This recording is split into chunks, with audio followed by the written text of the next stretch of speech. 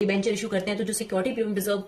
आपको रिसीव होता है उसे कहाँ यूज किया जा सकता है, तो 5 पॉइंट है, थ्योरी वाइज भी, न्यूमेरिकल वाइज भी, 1 मार्कर पॉइंट ऑफ व्यू से भी, सब तरीके से इंपॉर्टेंट है। तो सबसे पहला पॉइंट है issue off fully paid up bonus shares, यानी कंपनी ने अगर बोनस शेयर इशू करने हैं तो एसपीआर का इस्तेमाल कर सकते हैं। सेकंड नंबर पर अगर कंपनी को प्रीमिलरी एक्सपेंस राइट ऑफ करने, प्रीमिलरी एक्सपेंस क्या होते हैं, जब कंपनी स्टार्टअप करती है तो उसके जो स्टार्टअप के एक्सपेंसेस होते हैं वो उस टाइम बहुत ज्यादा होते हैं, तो कंपनी धीरे धीरे प्रॉफिट में से उसे राइट ऑफ करती है, तो सिक्योरिटी प्रीमियम रिजर्व से भी कंपनी अपने प्रीमिलरी एक्सपेंस को राइट ऑफ कर सकती है। थर्ड नंबर पर है सिक्योरिटी के इशू के एक्सपेंसेस, जैसे हम शेयर इशू करते हैं, देखिए शेयर में तो डिस्काउंट हट गया, लेकिन जब आप डिबेंचर को इशू करते हैं तो डिबेंचर जो है वो डिस्काउंट में इशू किया जा सकता है, तो उस डिस्काउंट को राइट ऑफ करने के लिए भी हम लोग सिक्योरिटी प्रीमियम रिजर्व का इस्तेमाल कर सकते हैं। और फोर्थ नंबर पर है loss on issue of debenture, यानी जब आप डिबेंचर इशू करते हैं तब आप कई बार ये प्रॉमिस करते हैं कि हम डिबेंचर की जो रिडम्पशन है वो 100 की 110 में करेंगे, यानी प्रीमियम पर, तो वो जो premium on redemption of debenture है, इसे basically loss on issue of debenture कहते हैं,